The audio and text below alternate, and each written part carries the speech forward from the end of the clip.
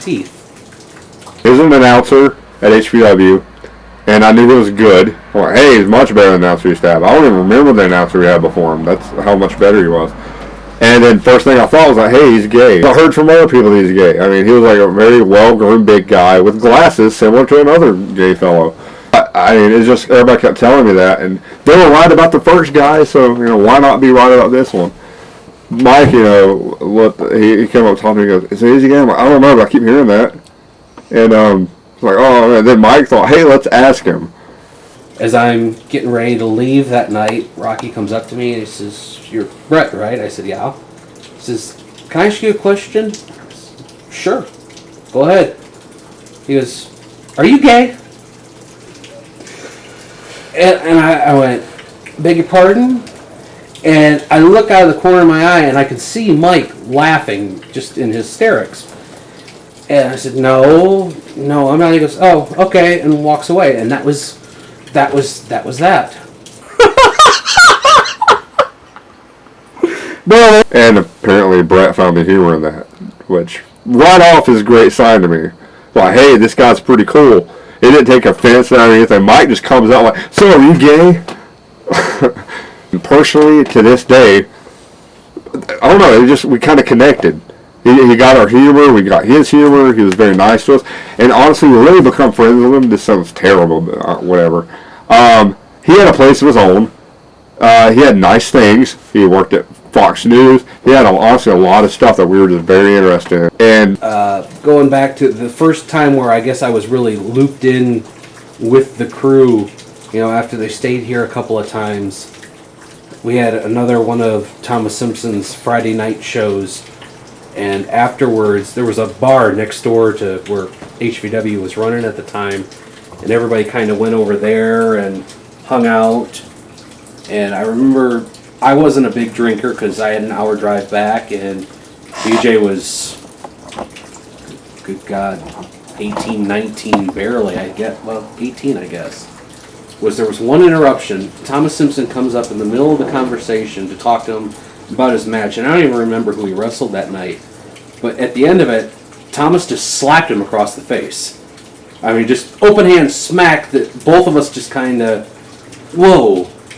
And he walked away. He didn't say anything, he just walked away. Simpson, he is very over the top to the point where it's like, dude, just calm down. You're a human being, first and foremost. Just chill, okay? He wants his opinion known no matter what. And it's like an everyday thing. I can spend 1 week with a guy and say, "Hey, man, I like Dane Cook." And he'll always go on the way and say, "I don't like Dane Cook. I don't see why everyone thinks he's funny." Like, we know Brett. We respect your opinion, but we don't want to hear it all the time. And yes, there's a lot of times where I thought to myself, you're just an announcer. I don't care what you think. For our access, I would say Peter Pan.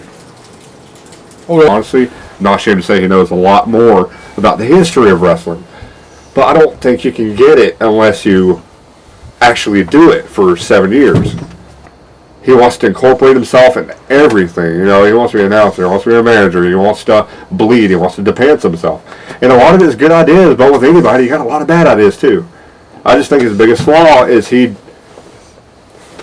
I think he's too set. That's what I was talking about with the overrating himself. He always said, "Hey, I can do this," and he gets to doing it. Then he beats himself up and brings everybody down with him. It's just a whole slew of jokes and nothing but happiness. It's always when it comes down to wrestling that stuff happens. I oftentimes feel like he just lacks a lot of faith in me. And I've always been a very positive reinforcement kind of guy. A lot of people get motivated by other people saying, "No, you can't do it." And other people are like, "Oh, yes, I can." Somebody tells me, "You can't do it." I'm like, okay. Bojack is a complete dickhead. I seek approval way too much. And I've gotten a lot better at that. But I met Dustin on the bus, and they both tell a different side of the story. They really will. Yes, Mike won. And you get a similar story, a little different, exaggerated. And I'm more inclined to believe Dustin because he lies less. Mike would probably be the first person I met. It was on the bus. He tried making some joke on me, and I just looked at him and looked back out the window. Thought he was an ass. And it was overheard that Dustin likes wrestling, And Mike's like, hey, we do this backyard thing. Why don't you come wrestle with us? And he showed up. And to be honest, the only reason I was really interested in him because I heard he had real belts. Old times. It was the backyard, essentially, yes. Everybody does it. Not many people want to talk about it, I guess. You and Brandon beat the hell out of each other all the time. I remember this one time over at JT's. I think you were chasing Brandon around the house with something. I don't know what it was, but it was hilarious. And you got like chokeslammed off the trampoline into like a pile of mud or something like that. And you two would just beat the hell out of each other. Michael, I was small, really small back then, so he tossed my ass around like crazy. And then Mark came in and was like, oh yes, I'm free. I used to have this little rap-looking get-up. I didn't speak like I was a rapper or ethnic in any way, but I wore these chains and stuff. I was like, hey, Shiny. And I wanted to borrow his undisputed belt that he had, so I loaned him my bling for collateral. One time I got mad about something. I threw down his belt, not thinking, and knocked one of the diamonds out of it. And it wasn't brought to my attention until much later in life, which now I feel terrible. Great, years later, that's wonderful. When we first came in, though, the first thing I noticed, him and another very athletically gifted friend of mine, Matt, were going back and forth with each other athletically and doing high spot after high spot after high spot, which for anyone who doesn't know is just really anything risky in wrestling. I've always strived and struggled. I am tall. I've never been good at sports. And I've really strived to be able to learn every little thing I do, from front flip to back flip and everything in between. And here I see Dustin's, I was like 5'6" maybe at the time, go in there and kill it. I was very envious. But personally, we were fine. He was a nice guy, really shy, and honestly, he was a downer a lot of the times. Like, he just didn't get our humor. He was like one of the most unfunny guys I've ever met. That's one thing we all had in common. Like, Brandon was a closet comedian. He was like funny when he didn't try. Mike was an obvious kind of funny. Like, he loved being funny. Me, I've always been funny. And people I'll say things, I don't care if people find it funny or not, only if I find it funny. David is very off the wall. He's like funny to certain people, like extremely funny, like one of the funniest guys ever. Then you get around someone else and like, I don't get it. This is like, ow, man. You really say that about your best friend? But Dustin had like no sort of semblance of humor at all. It's like, hey Dustin, tell me a joke. I'm gonna break your neck. That's such a good guy thing to say. I guess I got over the jealousy thing because we were so darn close to each other all the time that we just kept pushing each other, practicing together. I'm probably, when it comes to hanging out, I'm probably closer to him than anybody. We do stuff like parkour together, we play games, text, joke, always been the golden boy. From right get-go, he got a lot of things, I'm not going to say handed to him, but I did say it back then. Back then I said, he got a lot of things handed to him. He was Cruiserweight Champion of the ECCW, which turned into XWA. He was a Cruiserweight Champion of that. First ever Cruiserweight Tag Team Champions. He was a Cruiserweight Champion of SWA. He got a lot of championship. I was so darn jealous and envious. I had like the best drop kick. I had, some of the best athletic skills of our group. He comes along, he had it even better. So it was a lot of resentment, a lot of turmoil, and I give myself a pat on the back for not letting it flow into our friendship too much. But it's, like I said, now that we're just so keen on each other, know each other's thinking, that we started meshing our styles against facing each other, and now nobody really overshadows the other, but then again, he's the only one that wants to make it in this business now, and I'm kind of content. Nothing, extreme jealousy to awesome friends who push each other. That's the story. I met David, or interacted with him first time we were at a show together. We had fans. I use that term loosely. And he sat out there basically doing commentary, and I remember he was wearing this blue jersey with Wild Man on it. I just heard it. made me mad, especially since, you know, I had an ego, especially back then, because I'm one of the best here, blah, blah, wrestling on my trampoline, watch me be mighty, hit invisible ropes. You say that, and I remember his words were, because you do suck. Oh my gosh, that pissed me off.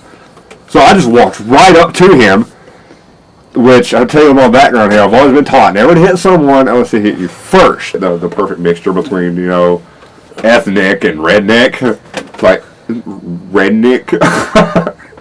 It's a good one. So when I stood there in his face, and it was a stare down, and I mean it was a stare down of stare downs. I was expecting like a WWE camera to put up posters for pay-per-view, and he never did anything. And I'm waiting on, come on, hit me, I'm dying for you to. And the first thing I could think of to do, try to provoke him, is take off his what we refer to as a do-rag, I guess, and throw it to the ground. And I remember this was his face. And I'm thinking also, that went nowhere. We get into this, it looks like a face-to-face stare down, and our noses are almost touching, and there's a little homoeroticism flowing through. And I'm pretty sure Brandon's behind a tree just jacking it, just going to town. And well, Monday comes along, because we did these things on Saturday, and he's with Brandon and all them sitting on the ground, and I'll figure, okay, I'll be the bigger man here.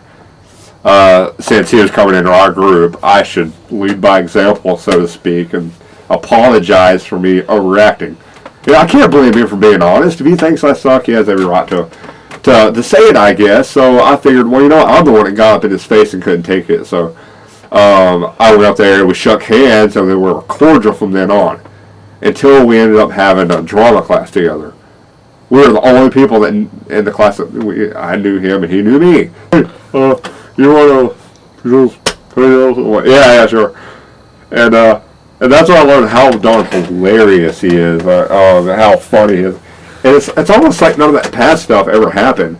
But in a way, I think it did. I think it gave us this respect thing that came into play so often in our lives together. What are you doing? I don't want to do that. What are you doing? Goonies today are a whole lot different than they were. Still a tight-knit brotherhood, though we don't do everything together as we are adults, but we're kids, so we're grown-up kids. I always said I was the father figure of this group.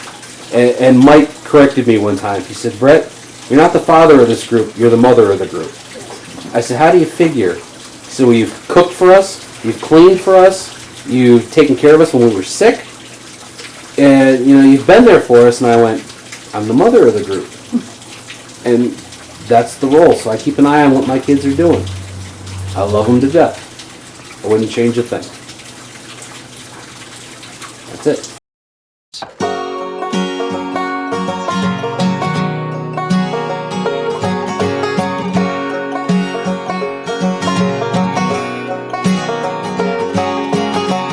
Out the door just in time, head down the 405, gotta meet the new boss.